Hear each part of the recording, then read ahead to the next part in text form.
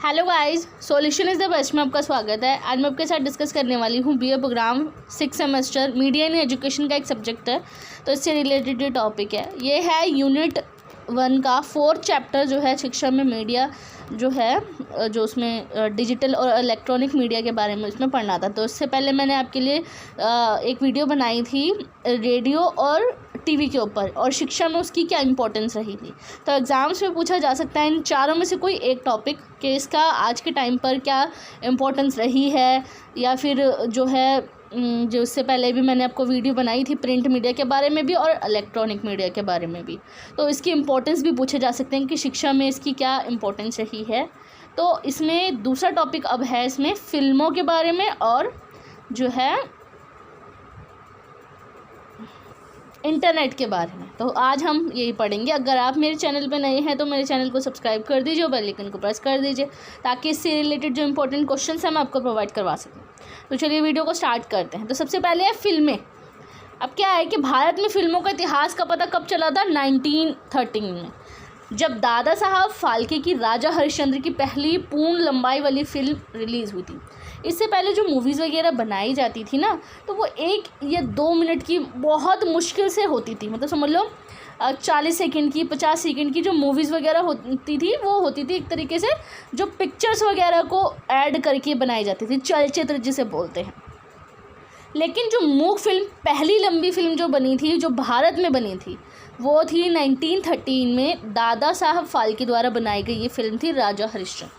तो ये बहुत लंबाई वाली फिल्म रही थी। पहली बार ऐसा हुआ था जो मूक फिल्म बनाई गई। तो इसका मूक फिल्म का मतलब होता है एक तरीके से जिसमें कुछ बोला नहीं जाता, सिर्फ गूंगे होते हैं, बस जो पिक्चर्स वगैरह जो वीडियोस वगैरह होती हैं उसको ऐड कर दिया जाता है, एडिटिंग करके उसको लंबी फिल्म बना दी जाती है। थोड़े से पिक्चर्स वगैरह कुछ वीडियोस वगैरह उसमें वो कर लिया जाता है, कैमरे से रिकॉर्ड कर लिया जाता है और उसको ही ऐड करके बना दी जाती है मूवी। तो मूक फिल्म थी उसमें, और ये पूरे देश में एक बड़ी हिट रही थी। और मूक युग मतलब 1896 से लेकर 1930 के दौरान ऐसा हुआ था कि भारत में विभिन्न शैलियों की 1000 से अधिक फिल्में बनी हैं। पहली भारतीय बोलती फिल्म कौन सी थी? आलम आरा। ये याद रखना कि जो मूक फिल्म थी वो 1913 में बनाई गई थी, जो थी राजा हरिश्चंद्र। और जो पहली जो बोलती फिल्म थी वो थी आलम आरा, जो 1913 में बनाई गई थी और निर्देशक अर्देशीर ईरानी द्वारा बनाई गई थी। ये निर्देशक कौन थे? डायरेक्टर होता है ये निर्देशक। तो अर्देशीर ईरानी द्वारा ये मूवी बनाई गई थी। और आज के समय में व्यावसायिक फिल्में और वृत्तचित्र वैकल्पिक सिनेमा बनाए जाते हैं। मुख्य धारा की फिल्में जो होती है जिसके लिए ज़्यादा पैसा वो कमाते हैं, जितनी इन्वेस्टमेंट उनकी होती है उतना ही वो सोचते हैं कि उससे कहीं ज़्यादा उनको प्रॉफिट हो। मुख्य धारा की फिल्में आमतौर पर कौन सी होती है? मेलोड्रामिक होती है, स्टार केंद्रित होती है, नृत्य और संगीत उन्मुख होती है। वैकल्पिक सिनेमा कौन सी होती है? जो सामाजिक रूप से हो, मानदंडों पर आधारित हो, असामाजिक जो असमानता होती है जातियों के बीच में उससे रिलेटेड हो और अन्याय से संबंधित हो, ऐसी मूवीज़ होती हैं वैकल्पिक सिनेमा में। और शिक्षा में फिल्मों की क्या भूमिका रही है? पहली तो यही है कि पहले छात्र की अपनी अनूठी सीखने की शैली होती है। कभी कभी श्रवण विद्या या पठन के माध्यम से सीखना छात्रों को आसानी से नहीं आता है। दृश्य विद्यार्थियों के लिए फिल्में बढ़िया संसाधन है क्योंकि वह उन्हें बिना किसी परेशानी के अवधारणाओं को समझने में सक्षम बनाती है। अब सामाजिक पृष्ठभूमि पर आधारित मतलब कि जो सोसाइटी से कनेक्शन है उनका, ऐसी मूवीज़ बहुत सारी बनाई गई हैं। इससे उनका उद्देश्य यही है कि ज़्यादा से ज़्यादा लोग जागरूक हो और ज़्यादा से ज़्यादा जो बच्चे हैं उनकी तरफ अट्रैक्ट हो और अपना भविष्य तय कर सकें और समाज के लिए समाज का सुधार कर सकें, समाज में आगे आ सकें। तो ऐसी सामाजिक पृष्ठभूमि पर आधारित बहुत सारी मूवीज़ बनाई गई हैं। और किताबों की तरह फिल्में छात्रों को विभिन्न पात्रों के जीवन में अंतर्दृष्टि प्रदान करती है। फिल्में छात्रों को दिखा सकती है कि दुनिया के विभिन्न हिस्सों में अलग अलग लोग कैसे अपना जीवन जीते हैं।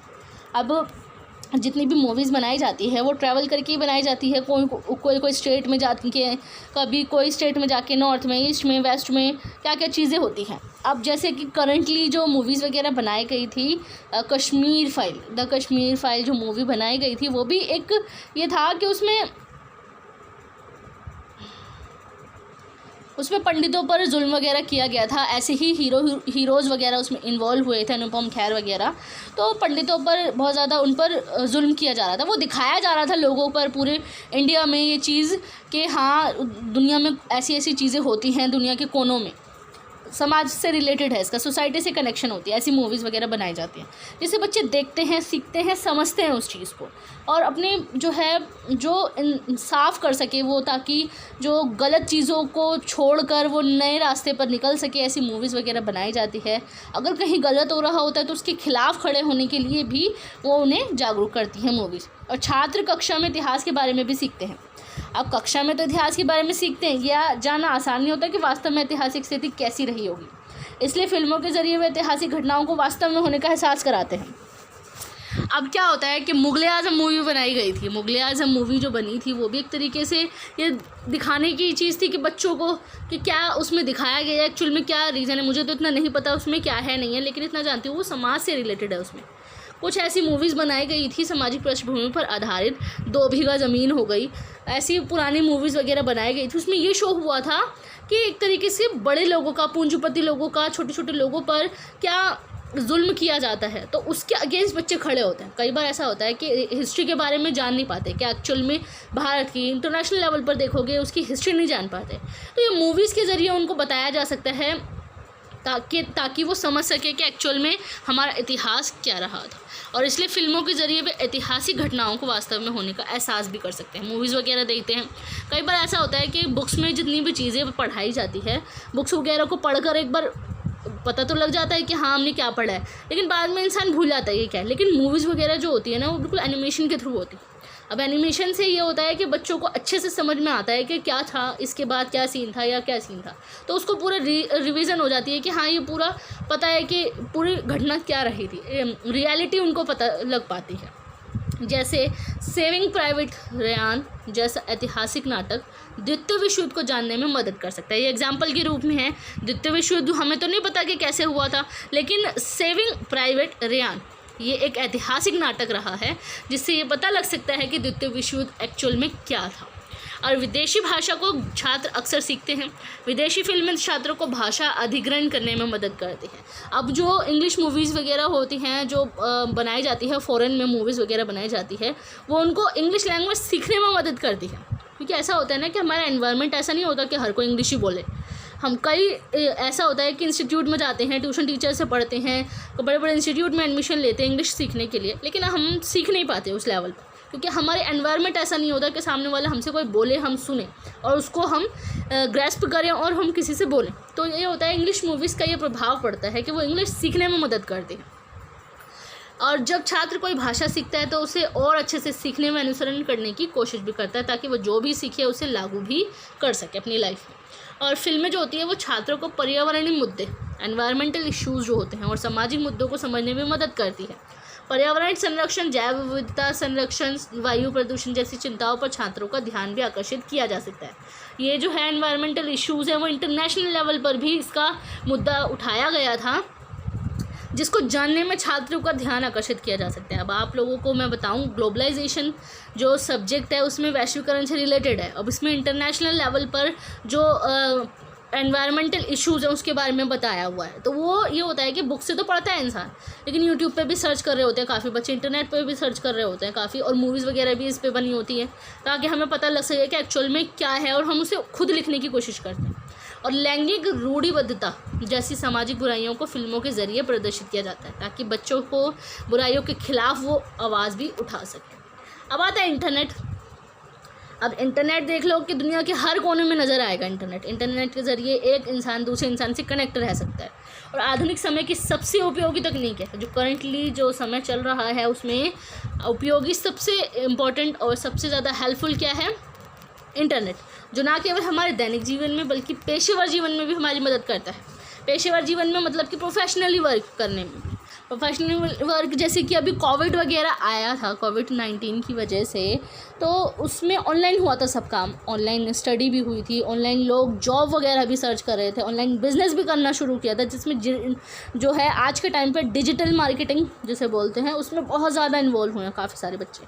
तो ये पेशेवर जीवन में भी इंटरनेट बहुत ज़्यादा हेल्पफुल रहा है। और 1990 के दशक तक इंटरनेट को नेशनल साइंस फाउंडेशन UNF संयुक्त राज्य अमेरिका द्वारा विकसित भी किया गया था। इंटरनेट के 3 भाग होते हैं। सबसे पहला भाग है एक कंप्यूटर कोड जो होता है सॉफ्टवेयर। अब किसी भी कंप्यूटर में देखोगे उसमें सॉफ्टवेयर होना बहुत ज़्यादा ज़रूरी होता है।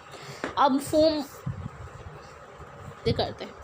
तो दूसरा है इंटरनेट में इंटरकनेक्टेड कंप्यूटर नेटवर्क की एक श्रृंखला जो दुनिया भर में इन संदेशों के प्रसारण का समन्वय भी कर सकती है। नेटवर्क की एक श्रृंखला होती है बिल्कुल, तो उसको जो दुनिया भर में संदेशों के प्रसार का समन्वय कर पाती है, जो पूरे वर्ल्ड में जो है इंटरनेट के ज़रिए इंसान देख सकता है पूरे वर्ल्ड में कि क्या चल रहा है क्या नहीं चल रहा। तीसरा पॉइंट है एक मोडेम जो होता है हार्डवेयर। अब जिसने डिजिटल संदेश कंप्यूटर भेजने के लिए टेलीफोन लाइनों का उपयोग करना संभव भी बनाया था। अब हार्डवेयर क्या है? हार्डवेयर में यह है कि डिजिटल संदेश कंप्यूटर, अब डिजिटली जो कंप्यूटर बनाया है एक्चुअल में कंप्यूटर जो है वो टेलीफोन लाइनों का उपयोग करना उन्होंने संभव भी बनाया था। इसके ज़रिए हम ये होता है कि जितनी भी चीज़ें हैं जितनी भी इंफॉर्मेशन है वो उसे भेज सकते हैं पूरे वर्ल्ड में।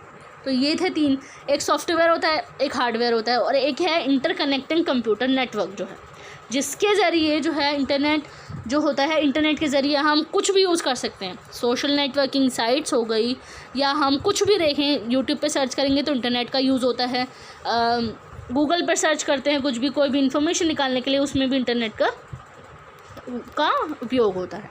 और बाद में आता है HTML। अब ये क्या है? HTML होता है हाइपर टेक्स्ट मार्कअप लैंग्वेज। एक कंप्यूटर भाषा प्रणाली ने लोगों को इंटरनेट के माध्यम से परस्पर संबंधित दस्तावेजों की प्रणाली तक पहुंचने की अनुमति भी दी है। इसका उपयोग किस लिए किया जाता है? वेब पेज की संरचना बनाने के लिए। वेब पेज की संरचना होती है एक तरीके से जो हम वेबसाइट्स वगैरह पे हम सर्च करते हैं कुछ भी तो बहुत सारी वेबसाइट्स आती है, तो उसका स्ट्रक्चर बनाने के लिए ये मदद करता है। दूसरा है सामग्री, जितने भी हमें सामग्री प्रोवाइड करवाता है कि हमें मटेरियल कि उसमें मटेरियल जब भी हम गूगल पे सर्च करें कुछ भी उसमें मटेरियल क्या लिखना है वो प्रोवाइड करवाता है। तीसरा है लेआउट को परिभाषित करने के लिए किया जाता है। बाद में एप्पल के सफारी, अब एप्पल के फ़ोन में जो सफारी है वो वेबसाइट्स वगैरह हैं। माइक्रोसॉफ्ट हो गए कि इंटरनेट एक्सप्लोरर या क्रोम ब्राउज़र देख लोगे तो हर मोबाइल में हर एंड्रॉयड फ़ोन में देखने को मिलेगा। फायरफॉक्स हो गया, जैसे ब्राउज़र्स वगैरह जो होते हैं उनका आविष्कार किया था इसके बाद, जिसकी वजह से जो है इंटरनेट पर सर्फिंग को आसान बना दिया था। सर्फिंग होता है एक तरीके से इंटरनेट पर काम अच्छे तरीके से बच्चे कर पाते हैं। अब आता है शिक्षा में इंटरनेट की भूमिका। अब शिक्षा में इंटरनेट की क्या भूमिका रही थी? इंटरनेट शिक्षा में बहुत महत्वपूर्ण भूमिका निभाता है। इसमें कोई संदेह नहीं है कि इस आधुनिक युग में हर कोई अपने प्रश्नों, समस्याओं या शंकाओं के लिए गूगल की तरजीह करता है। अब हर कोई सोचता है कि हमें इस क्वेश्चन का आंसर मिल जाए, अब हर सोचता है कि हमें इस क्वेश्चन का आंसर मिल जाए। अब इंटरनेट पे सर्च करोगे तो हर चीज़ का सॉल्यूशन हमें इंटरनेट में मिल जाता है। हम कुछ भी सोचते हैं कि हमें ये नहीं पता लग रहा तो गूगल पे सर्च कर लेते हैं। अब देख लो कि अगर हमें बुक्स जो होती है इतनी हार्ड लैंग्वेज होती है उसमें, अब उस पर्टिकुलर टॉपिक से रिलेटेड हम सोचते हैं कि गूगल पे कुछ मिल जाए ईजिली ताकि हम उसे समझ सकें कि क्या लिखा हुआ। तो इंटरनेट बहुत ज़्यादा जो गूगल बहुत ज़्यादा इम्पोर्टेंट रोल है इसका पूरे वर्ल्ड में देखा जाए तो। और आज ये दुनिया में अधिक महत्वपूर्ण होने के साथ साथ एक शक्तिशाली उपकरण भी माना गया है जिसे हर कोई पसंद करता है। हर किसी को किसी न किसी काम के लिए इंटरनेट की ज़रूरत होती है और छात्रों को परीक्षा, पाठ्यक्रम, परिणाम आदि के लिए संबंधित जानकारी खोजने के लिए इंटरनेट की आवश्यकता होती है। अब क्या होता है कि एग्ज़ाम से रिलेटेड कुछ भी हो, पाठ्यक्रम हो गया, जितने भी हमें बुक्स वगैरह जो होती हैं हमें इजी लैंग्वेज ढूंढने के लिए हम गूगल में सर्च करते हैं। और एग्ज़ाम्स जो होते हैं उसके रिजल्ट्स भी हमें ऑनलाइन चेक करने होते हैं तो उसमें भी इंटरनेट का बहुत ज़्यादा यूज़ होता है। तो ऐसी जानकारी जो होती है उसमें इंटरनेट की ज़रूरत होती है। और इंटरनेट ने छात्रों को social media, messaging app, chat forum के मदद से अपने शिक्षकों या अन्य साथी सहपाठियों के साथ लगातार संपर्क करने में भी अनुमति दी है। ये परमिशन देता है इस चीज़ के लिए कि ये छात्रों के साथ मिले। अब आप व्हाट्सएप पे, टेलीग्राम पे देखोगे तो बहुत सारे ग्रुप्स वगैरह बने रहते हैं जिसमें ज्वाइन होते हैं बच्चे और सारी इन्फॉर्मेशन जो होती है एग्ज़ाम से रिलेटेड, बुक से रिलेटेड या कुछ भी इन्फॉर्मेशन होती है तो वो पहुँचा दी जाती है। अब इंटरनेट से पहले किसी चीज़ को खोजना बहुत मुश्किल होता था। छात्र अपनी शंकाओं के समाधान के लिए ढेर सारी किताबें पढ़ते थे। अब कोई भी प्रॉब्लम्स होती थी उसके सॉल्यूशन के लिए बहुत सारी बुक्स उठा के ले आते थे, कभी 10 ईयर, कभी मटेरियल, कभी किसकी बुक, कभी कुछ। तो इसके बिहाफ पर जो है काफ़ी परेशानी का सामना करना पड़ता था और इनके लिए बहुत कठिन होता था और इसका उनको काफ़ी वक्त भी बर्बाद होता था और इसके साथ साथ उनका पैसा भी बहुत बर्बाद होता था। लेकिन इंटरनेट के ज़रिए ये होता है कि बहुत ज़्यादा आसान हो गया इससे। अब एक जना भी अगर कोई PDF बनाता है तो वो किसी और को सेंड कर दे तो वो भी पढ़ सकता है। इसमें पैसे की का बचत जो है, टाइम की बचत होती है कई बार। और इंटरनेट जो होता है वो छात्र पर अपनी ज़रूरी जानकारी को आसानी से खो सकते हैं। अब इंटरनेट पे देखोगे छात्र वगैरह जो होते हैं इंटरनेट पे अपनी जितनी भी इम्पोर्टेंट इन्फॉर्मेशंस हैं वो इंटरनेट पे ही सर्च करते हैं। और छात्र पढ़ाई करने के साथ साथ इंटरनेट से पैसा भी कमा सकते हैं। वेब ब्लॉगिंग पर डिजिटल मार्केटिंग हो गई, वेब डिज़ाइनिंग हो गई, इसके माध्यम से कमाई जा सकती है। अब वेब डिज़ाइनिंग क्या होती है कि वेब डिज़ाइनिंग होती है एक तरीके से वेबसाइट वगैरह जो बनाई जाती है, जो हम गूगल पे सर्च करते हैं तो वेबसाइट्स जो बनाते हैं वो वेब डिज़ाइनिंग होती है। ब्लॉगिंग हो गई एक तरीके से, डिजिटल मार्केटिंग हो गया। इनके ज़रिए जो लोग होते हैं, जो बच्चे होते हैं, पढ़ाई के साथ साथ ऑनलाइन वर्क भी कर लेते हैं। कोविड-19 का जो केस हुआ था उसमें ऑनलाइन स्टडी तो होती थी, लेकिन साथ ही साथ उनका जो है ऑनलाइन उन्होंने बिज़नेस वगैरह या जॉब सर्च वगैरह भी करी थी इसके चक्कर में। तो ये थे फिल्मों के बारे में और इंटरनेट की जो भूमिका रही है शिक्षकों की छात्रों की लाइफ में। तो एग्ज़ाम में पूछा जा सकता है इसमें कि इसकी क्या महत्वपूर्ण भूमिका रही है छात्रों की ज़िंदगी में या आपकी ज़िंदगी में, कुछ भी घुमा फिरा के इसमें पूछा जा सकता है। And thanks for watching my video.